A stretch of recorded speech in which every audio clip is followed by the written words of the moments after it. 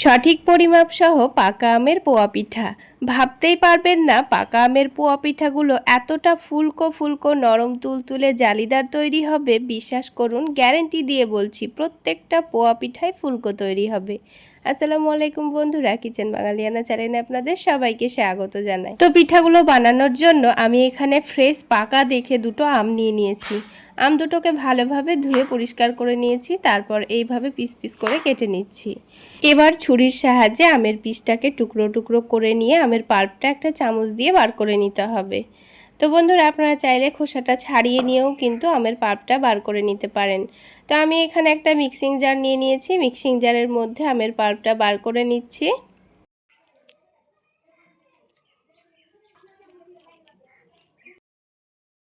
তো দেখুন, দুটো আমের পাল্পই কিন্তু আমি বার করে নিয়েছি। এখন এটাকে খুব ভালোভাবে পেস্ট করে নিতে হবে। তো পুরো আমের পাল্পটা আমি পেস্ট করে নিয়েছি। এবার এই পাল্পটাকে ভালোভাবে ছেঁকে নিতে হবে। তো আমি আজকে আপনাদের পোয়া পিঠাগুলো মেপে তৈরি করে দেখাবো, তাহলে আপনাদের পিঠাগুলো বানাতেও সুবিধা হবে, আর কিন্তু প্রত্যেকটা পোয়া পিঠায় ফুলকো তৈরি হবে।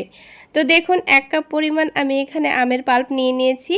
এবারে আমের পাল্পটাকে একটা ছাকনার মধ্যে নিয়ে ছেঁকে নেব, তাহলে আমের মধ্যে একটুও দানা দানা ভাব থাকবে না, আর পোয়া পিঠাগুলো কিন্তু খুব সুন্দর তৈরি হবে। তো একটা চামচ দিয়ে ছাকনার মধ্যে এইভাবে একটু ঘষে নিলেই কিন্তু খুব সহজেই নিচে থেকে আমের পাল্পটা পড়ে যাবে। তো দেখুন, এখানে কিন্তু একটু একটু দানা দানা ভাব আছে। তো আমের পাল্পটা ছেঁকে নেওয়ার পর এবার এখানে দিয়ে দিচ্ছি 1 কাপ পরিমাণ চালের আটা। আর এই আটাটাকে কিন্তু আমি আগে থেকে ভালোভাবে চেলে নিয়েছিলাম। তারপর দিয়ে দিচ্ছি 1/2 কাপ পরিমাণ ময়দা। আপনারা চাইলে ময়দার পরিবর্তে গমের আটাও নিতে পারেন। আর ওই 1/2 কাপ পরিমাণই দিয়ে দিচ্ছি সুজি। তারপর এখানে দিয়ে দেব 1/2 কাপ পরিমাণ চিনি। চিনির পরিমাণটা আপনারা কমিয়ে বা বাড়িয়ে নিতে পারেন, কারণ যেহেতু আমটা মিষ্টি ছিল তাই আমি অল্প করেই চিনি দিয়েছি। এবার এখানে স্বাদ মতো অল্প একটু লবণ দিয়েছি, তারপরে পানিটা নিয়ে নিয়েছি। দেখুন, এখানে কিন্তু উষ্ণ গরম পানি দিতে হবে, তাহলে শুকনো উপকরণগুলো খুব সহজেই ভিজে যাবে। তো আমি এখানে 2 কাপ পরিমাণ পানি দিয়ে দিয়েছি। এবার একটা হ্যান্ড উইক্সের সাহায্যে সব কিছু একসঙ্গে ভালোভাবে মিশিয়ে নেব। তো যেহেতু 2 কাপ পরিমাণ শুকনো উপকরণের জন্য এখানে 2 কাপ পরিমাণ উষ্ণ গরম পানি দিয়েছি, আর 1 কাপ পরিমাণ ছিল আমের পিউরি। তো দেখুন, ব্যাটারটা কিন্তু খুব বেশি পাতলাও হয়নি, আবার অতিরিক্ত ঘনও হয়নি। পারফেক্ট ব্যাটারটা তৈরি হয়েছে। তো ব্যাটারটাকে খুব ভালোভাবে ফেটিয়ে নিতে হবে। তারপর ঢাকনা দিয়ে ঢেকে আমি এটাকে 15 মিনিট মতো রেস্টে রেখে দেব। হাতে সময় থাকলে আপনারা কিন্তু 30 মিনিট মতো রেস্টে রাখতে পারেন, তাহলে ব্যাটারটা আরও ভালোভাবে ভিজবে আর পোয়া পিঠাগুলো কিন্তু খুব সুন্দর তৈরি হবে। তো দেখুন, আবারও কিন্তু আমি ব্যাটারটাকে খুব ভালোভাবে ফেটিয়ে নিয়েছি। ব্যাটারটা যত ভালোভাবে ফেটাবেন পিঠাগুলো ততটাই ভালো তৈরি হবে।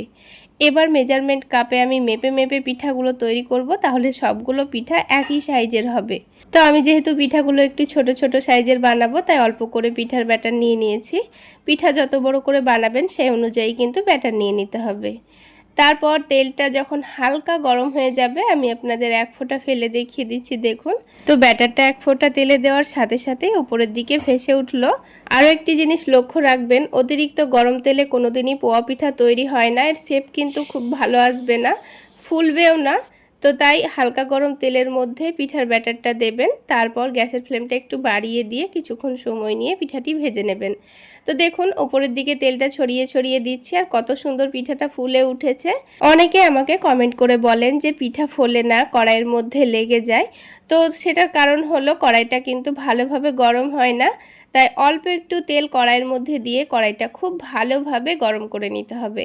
একেবারে ধোয়া ওঠা গরম করে নেওয়ার পর কড়াইটা মুছে নেবেন। তারপর এখানে বেশি করে তেল দিয়ে তখন গ্যাসের ফ্লেমটা লোতে করে দিয়ে তেলটা যখন হালকা গরম থাকবে তখনই পিঠার ব্যাটার দিয়ে পিঠাটিকে ভেজে নেবেন। তাহলেই দেখবেন কড়াইয়ের মধ্যে আর পিঠা লেগেও যাচ্ছে না, আর সবগুলো পিঠাই ফুলে ফুলে উঠছে। তো তো দেখুন বন্ধুরা, একটা পিঠা কিন্তু তৈরি করা হয়ে গেল। তো আমি আপনাদের আরও একটি পিঠা তৈরি করে দেখিয়ে দিচ্ছি।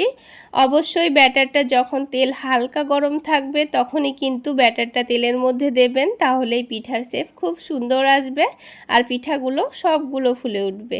তো এখানে আমাদের কিন্তু আরও একটি পিঠা আপনাদের ভেজে দেখিয়ে দিচ্ছি। আর দেখুন দুটো পিঠাই কিন্তু খুব সুন্দর ফুলে উঠেছে, সবগুলো পিঠাই কিন্তু ফুলে উঠেছে। তো বন্ধুরা, আমার এই ছোট ছোট টিপসগুলো ফলো করে যদি পিঠাগুলো বানান, দেখবেন 100% সবগুলো পিঠাই ফুলে উঠবে। আর এই পিঠার ভেতর কিন্তু অসংখ্য জালিদার তৈরি হয়, পিঠাগুলো একেবারে তুলোর মতো নরম তুলতুলে তৈরি হবে। আর দেখুন, আপনারা দেখে নিশ্চয়ই বুঝতে পারছেন সবগুলো পিঠাই কিন্তু কত সুন্দর ফুলকো তৈরি হচ্ছে।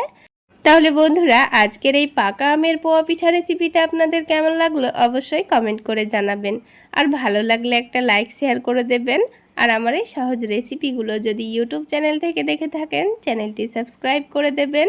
আর ফেসবুক পেজ থেকে দেখে থাকলে পেজটি ফলো করে দেবেন। তো দেখুন বন্ধুরা, সবগুলো পোয়া পিঠা কিন্তু আমার তৈরি করা হয়ে গেল। এবার এটা দেখিয়ে দিচ্ছি, দেখুন কতটা নরম তুলতুলে পিঠা তৈরি হয়েছে। আর একটা ভেঙেও আপনাদের ভেতরটা দেখিয়ে দিচ্ছি। আর দেখুন কতটা নরম তুলতুলে তৈরি হয়েছে আর ভেতরটা অসংখ্য জালিদার। তো বন্ধুরা, পোয়া পিঠা খেতে তো আমরা সকলেই অনেক ভালোবাসি। আর এই সিজনের পাকা আম দিয়ে যদি বানানো হয়, টেস্টটা কিন্তু আরও অনেক গুণ বেড়ে যায়। তাহলে বন্ধুরা, আজকে এই পর্যন্তই। সকলে অনেক বেশি ভালো থাকবেন, সুস্থ থাকবেন। দেখা হচ্ছে আবার একটি নতুন রেসিপি নিয়ে নেক্সট এপিসোডে।